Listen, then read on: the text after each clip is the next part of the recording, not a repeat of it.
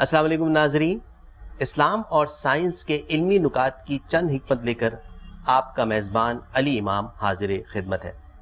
1258 میں بغداد پر جب منگولوں نے حملہ کیا تو نہ صرف مسلمانوں کے جانی و مالی نقصان کا سبب بنے، بلکہ مسلمانوں کا وہ علمی خزانہ جو انہوں نے کئی عرصوں میں جمع کیا تھا وہ سب دریائے دجلہ کی نظر کر دیا۔ اب منگولوں کا مقابلہ کرنے کے لیے عالم اسلام کی قیادت بیدار ہوئی، جس کے سربراہ ملک الظاہر بیبرس تھے، جنہوں نے مسلمانوں کا بدلہ لینے کے لیے منگولوں سے جنگ کا ارادہ کر لیا۔ جنگ کی تیاری مکمل ہو چکی تو سلطان بیبرس نے حکم دیا کہ لشکر میں طبیبوں اور سرجنوں کو بھی رکھ لو تاکہ دوران جنگ زخمیوں کو فوری طور پر شفا یاب کیا جا سکے۔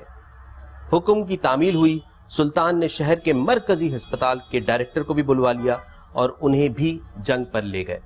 رئیس الطبیب راستے بھر یہی سوچ رہے تھے کہ جو مسلمانوں کا علمی خزانہ جمع ہوا ہے اس کو کس طریقے سے دوبارہ سے یکجا کیا جائے، کیونکہ منگولوں نے وہ تمام میراث تباہ کر دی تھی۔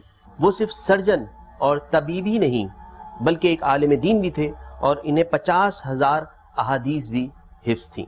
26 رمضان المبارک 1260 کو عین جالوت کے مقام پر گھمسان کی جنگ شروع ہوئی، جس میں بے شمار مسلمان سپاہیوں کو زخم آئے، لیکن رئیس الطبیب نے ان کا فوراً آپریشن کر کے انہیں دوبارہ میدان جنگ کے قابل بنا دیا۔ عین جالوت کے میدان میں اللہ کی مدد آئی اور مسلمانوں نے پہلی بار منگولوں کو عبرتناک شکست دی، اور جب مسلمانوں کا یہ لشکر واپس مصر آیا تو سلطان بیبرس نے سب کو اعزازات دیے۔ اسی دوران سلطان خاموش ہو گئے، جن کی خاموشی پر دربار میں بھی سناٹا چھا گیا۔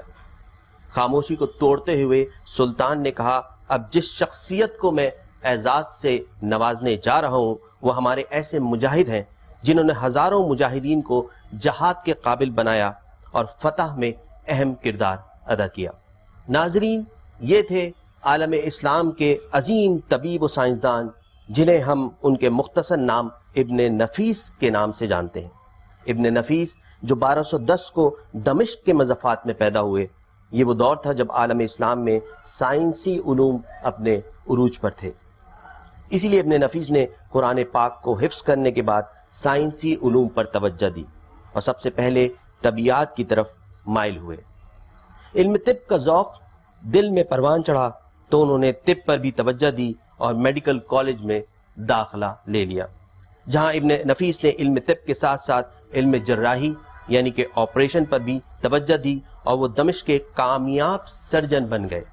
پھر وہ مصر چلے گئے، جہاں سلطان مصر نے بیمارستان المنصوری میں انہیں ملازمت دے کر اس کا پہلا سربراہ بھی بنا دیا، جہاں ابن نفیس نے پہلی بار آپریشن کے درمیان تجربہ کیا کہ انسانی خون جسم میں کس طرح گردش کرتا ہے اور کس طرح جسم میں سرکولیٹ ہوتا ہے۔ اس سے قبل سائنسدانوں کا یہی نظریہ تھا کہ خون دل سے براہ راست ہی جسم میں منتقل ہوتا ہے، لیکن ابن نفیس نے یہ ثابت کیا کہ دل اپنے دائیں خانے سے خون بنا کر پھیپھڑوں میں بھیجتا ہے، جہاں سے یہ آکسیجن بناتا ہے اور پھر یہ شریانوں سے ہوتا ہوا دل کے بائیں جانب آتا ہے۔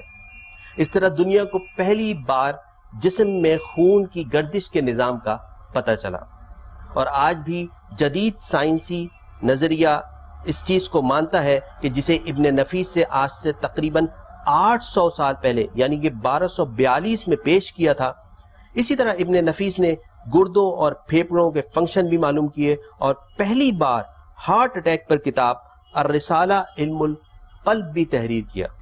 بالآخر عالم اسلام کے اس عظیم طبیب اور سائنسدان نے 17 دسمبر 1288 کو وفات پائی۔ آپ مصر کے دارالحکومت قاہرہ میں مدفون ہوئے۔ ناظرین، ہماری اس نشست کا اختتام ہوا چاہتا ہے۔ اپنے میزبان علی امام کو اجازت دیجیے۔ اللہ نگہبان۔